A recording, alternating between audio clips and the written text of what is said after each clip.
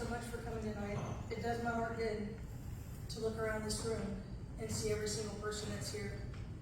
People that I've known for a long time, people that I've known for a short period of time, people that I just met as they walked in the door tonight. But it does my heart good to see you all here.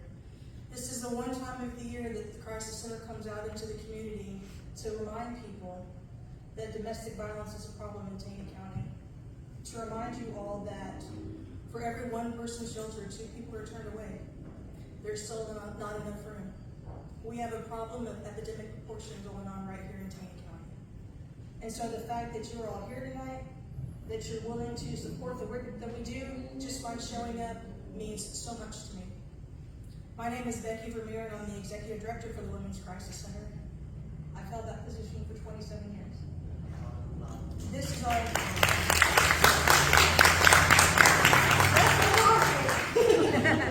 This is our 27th vigil. I've had the pleasure of being at every single one. The very first vigil we ever had, there was about 6 people there. We've ebbed and flowed over the years. COVID hit us pretty hard in 2020, and we only had a handful of people for the last couple of years. And so the fact tonight that you're all here, coming out and hearing what we have to say and supporting the work means a lot to me. So from the bottom of my heart, thank you so much for being here.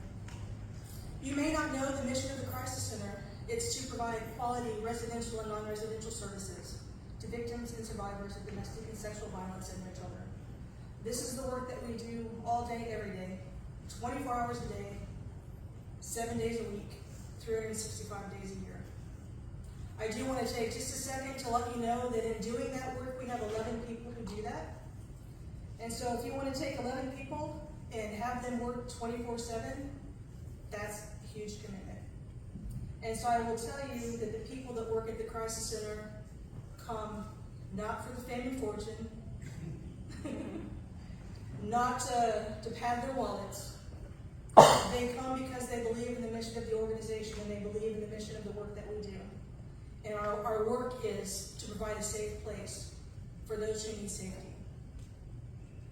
I want to take a few moments just to remind everybody the work that we do at the Crisis Center, everything that we do is confidential. And so I would ask, as you leave here tonight, please don't go walking out the doors and say, hey, I saw so-and-so at the vigil tonight. We're going to respect every single person in this room. We're going to respect your confidentiality. I want this place to be a safe place for all of us. To say what we need to say, to feel what we need to feel, to do what we need to do in safety and confidentiality. So I do ask that you all please honor that for us. Safety is paramount to someone who's leaving an abusive situation. Safety is paramount for all of us, so please let's keep that in mind. Before I get too carried away with the things I want to say tonight, I want to make a few thank yous. Thank you to this lovely church. Thank you for opening your doors to us. Thank you for helping us set up. Thank you for providing the sound equipment. Thank you. We couldn't have this program tonight if it wasn't for this church. So thank you. All the members of the church that are here tonight, thank you so much for your hospitality and opening up the doors for us. Thank you for Dalton, who's going to be our musician this evening. Thank you. Thank you for taking the time out of your day to come and bless us with the music that you're going to share. For Tiffany, thank you. Thank you for having the strength and the courage to come forth in front of all of us and share your story tonight. I know that we will all be blessed, we will all be touched by the message that you have to share. And so I thank you for that. One of the things that I was thinking about when I was thinking what I was going to say to you all tonight, I considered, what is the topic of our program this evening? The topic of our program this evening is Be a Guiding Light. So 2 thoughts came to mind when I thought about guiding light. I thought about a really long-running old-time soap opera. And I thought, I don't think I'm going to talk about that tonight. And then the other thing I thought about was lighthouses. And so one of my favorite things to do is research. Research things that have a meaning. What is the symbolism and what does that mean? So tonight I did a little bit of research on lighthouses. And so I thought I would share something with you. Lighthouses have been used in poetry, literature, music, and art for centuries. They are beautiful, necessary structures that have been given many symbolic meanings. As I thought about the purpose of a lighthouse, I began to see a correlation between the work that we do at the Crisis Center and the strength and the courage of survival for those residents that reach out and come stay at the Crisis Center. Here are some of the most common symbolic meanings of lighthouses. Lighthouses represent strength. They are built to withstand harsh conditions such as powerful storms and turbulent ocean waters. They represent resilience and the ability to withstand life's storms with grace and dignity. Lighthouses represent safety. They provide a safe haven for sailors during storms, and they serve the function of bringing boats and ships to a safe harbor. They represent safety, shelter, and protection. Lighthouses are placed in places of danger where the waves are rough and the sea is threatening to ships. They represent danger and the need for caution. Lighthouses represent hope. The first sign of a flashing light on the horizon from a lighthouse can be seen for miles, and it acts as a warning to sailors about dangers that lie ahead. They represent hope, guidance, and security. Lighthouses are used as navigational aids to help sailors find their way through dangerous waters. They represent guidance, direction, and clarity. Vigilance. Lighthouses are always on guard, watching over the sea and its inhabitants. They represent vigilance, watchfulness, and alertness. Loneliness and isolation. That's what comes up also when you think about lighthouses. They're often located in remote areas far from civilization. They represent loneliness, isolation, and solitude. Lighthouses represent life. They've been associated with life because they help save lives by guiding sailors to safety. Lighthouses also represent the end of a journey. Lighthouses mark the end of the journey for sailors who have been at sea for a long time. They represent the end of a long journey and the beginning of a new one. Frozen time. Lighthouses stand still when everything around them changes. They represent stability, permanence, and timelessness. And finally, grief or mourning. Lighthouses can also be used as symbols of grief or mourning because they represent the end of a journey or the end of a life. So I thought about that and how powerful lighthouses are. And the more I thought about it, I began to see correlations. Correlations between survivors of domestic violence. Correlations between advocates who work at domestic violence shelters. Strength. As lighthouses represent resilience and the ability to withstand life's storms with grace and dignity, I think about survivors and what incredible strength it takes to endure domestic and sexual violence in your home, to endure the life that you live when you're trapped in an abusive situation with an abuser. And survivors in that situation have that grace and dignity because innately inside of them they have that spirit of survival and the need to escape from that situation and survive. The women who come and stay at the Crisis Center are the strongest people I've ever met. In fact, I used to say all of the time in support groups, welcome to the Strongest Women in the World Club, because that's what I think of the residents of the shelter. They are the strongest women in the world. Safety, when we talk about lighthouses being a safe haven for sailors during storms, how they represent safety, shelter, and protection. Advocates. That's what advocates do. Advocates represent safety, shelter, and protection. If you don't believe me, ask the residents staying at the shelter what a difference the advocate that they had made in their lives. And if it wasn't for the fact that they felt safe in that presence of the advocate, that they felt protected in the cottage spaces that we give them, they may not have had the ability to stay away from the abuser, to endure. But we, day after day after day, remind them, this is a safe space, and no one will hurt you here. Survivors also represent that danger. When they're faced with the rough seas and the threatening storms, survivors represent danger and that need for caution because survivors are so smart. They know how to live in the home with their abuser and keep themselves as safe as they possibly can and keep their children as safe as they possibly can, knowing that their plan is to escape and get everybody to safety. And they endure and they bring that safety. Hope. That's what our advocates do. Our advocates give hope. On our 24-hour crisis hotline, when someone calls and they say, I'm in a position where I'm actively being physically abused by an abuser and I need a safe place to go, and we say, hopefully, we have a space available to you. You can hear an audible exhale on the other side of the phone. They have just received that first piece of hope that continues on and on during the process of someone staying in the crisis center. Back to navigation. Lighthouses are those navigational aids to help sailors find their way through dangerous waters. Again, advocates. That's what our advocates do all day, every day. Whether it's something simple as saying, oh, you need a roll of toilet paper, let me get that for you. Or you need $500 to get into the apartment, let me see what I can do for you. They provide that direction and that guidance and that clarity. This paperwork doesn't make any sense to me. I don't know what this person is asking me. So they go and they sit and talk to the advocate, and the advocate provides that clarity. Vigilance, again, our advocates.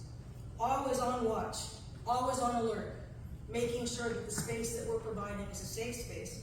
Also our survivors, always on watch, always alert, paying attention to what's going to be the next move and how should I navigate through that.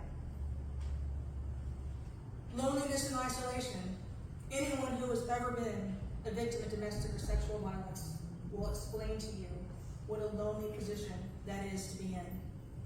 And you feel like nobody else feels the way that I do. And you feel like nobody can help me and nobody cares.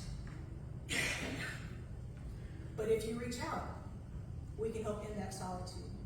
And we can show you that somebody cares.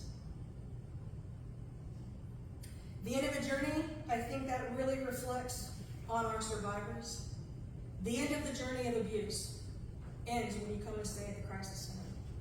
And the beginning of a new one starts that second, because at that second, residents of our program are making changes to change the direction of their life, to change the course of that ship, to steer free of those turbulent waters and to find calm and peace in the storm. The frozen time of stability, permanence, and timelessness, again, our advocates, I gotta tell you, they stand the test of time. They go above and beyond day after day after day, with not a lot of things, not a lot of gratitude, but knowing that the work that they're doing, they're facilitating change and changing people's lives. The grief and mourning, we do a lot of that. As survivors, we do a lot of that. As advocates, we do a lot of that. But it's one step that's necessary to move through that process of grief and mourning, because there's light at that end of the tunnel. There's light that will continue to shine on the horizon. And that's the work that we have the ability to do. I found this poem that I think is fitting too, that I want to share with you. And as you listen to it, if you are a victim of domestic violence, I want you to hear the words that I'm going to say, because I'm speaking to you in the fact that there is hope, there is a safe space, there is some place that you can go. Keeping watch across the bay, the lighthouse tower stands. It shines so bright so other boats will know when there is land. The light must never go out. It shines for all to see. It's a welcoming beacon to the ships that are passing on the sea. Now I'm the lighthouse keeper, and it's your light that I tend. I make sure your light shines bright from now to the very end. What I'm asking you to do tonight, victims, survivors, community members, board members, volunteers, I'm asking you to stand with us. I'm asking you to stand with us and be that light. Be the light that shines 24 hours a day, 7 days a week, 365 days a year. Pay attention to the people around you, to the things you see, to the things you hear. There is hope. Now you all know a way to get it. We're going to teach you all about it tonight. My encouragement is, as we leave here tonight, each one of us takes a piece of the message that I shared with you, and we translate that into change. We take it to our homes, we take it to our schools, we take it to our places of work, and we make the change. And we be the light in places where there's darkness. Thank you. Was not able to be here tonight to present the proclamation. He sends his apologies and also heartfelt thanks to the Crisis Center for what they do for our community, for what they do for each person that reaches out for help. They always try to find a way to provide that safe shelter, so thank you. Although I'm sad he couldn't be here tonight, I'm glad I get to be here tonight because it is an extreme honor. I've known Becky for probably about 28 years. I knew Becky when she worked for the Crisis Center, and it was located in a mobile home in Hollister. Becky's commitment to this Crisis Center has just been, it's straight from her heart. What Becky says on the outside is on the inside. It's who she is. And I want to thank you so much for what you do, for what you continue to do. And then it's very evident that you want to bless each person that crosses a threshold at the Crisis Center, whether you're an employee, whether you're a resident, whether you're someone reaching out for help, just trying to get some help and pointing you in the right direction, coming for counseling, whatever the needs are. Please continue to reach out. Please continue to tell other people so that they can get help too. I will now read the proclamation. I will put my glasses on because the words are small. It's too long as an age. And whereas domestic violence is a serious crime that affects people of all races, ages, gender, and income levels. And whereas domestic violence is widespread and affects over 4 million Americans each year. And whereas 1 in 3 Americans have witnessed an incident of domestic violence. And whereas children that grow up in violent homes are believed to be abused and neglected at a rate higher than the national average.